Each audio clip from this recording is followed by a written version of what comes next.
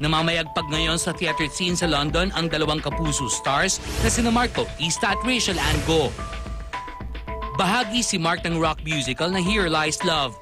Ang musical play na ibinase sa buhay ng dating First Lady Imelda Marcos.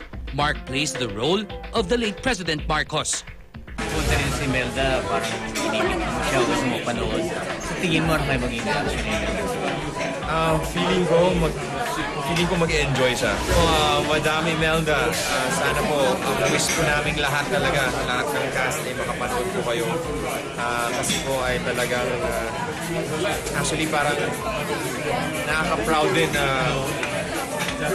may ginawang isang ganitong proyekto para sa inyo. Very iconic. Parang from Evita, ito yung parang next na kahilera. 6 days a week ang staging ng musical. May panahon pa ba si Mark na makipag-date?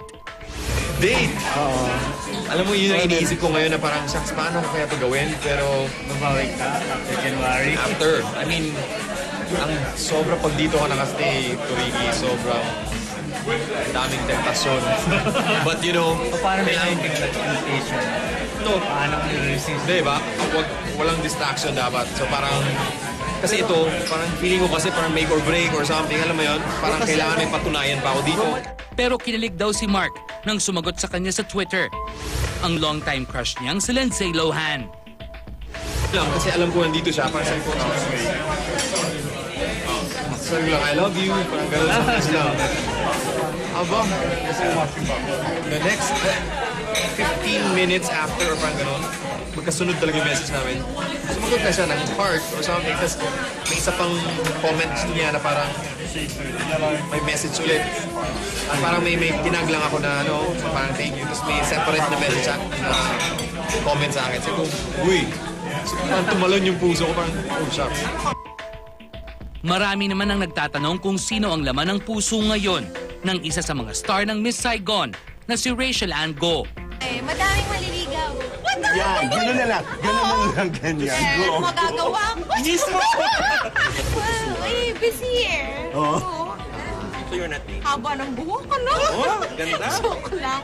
Hindi, kasi Diyos ko yung trabaho ko naman 8 shows a week.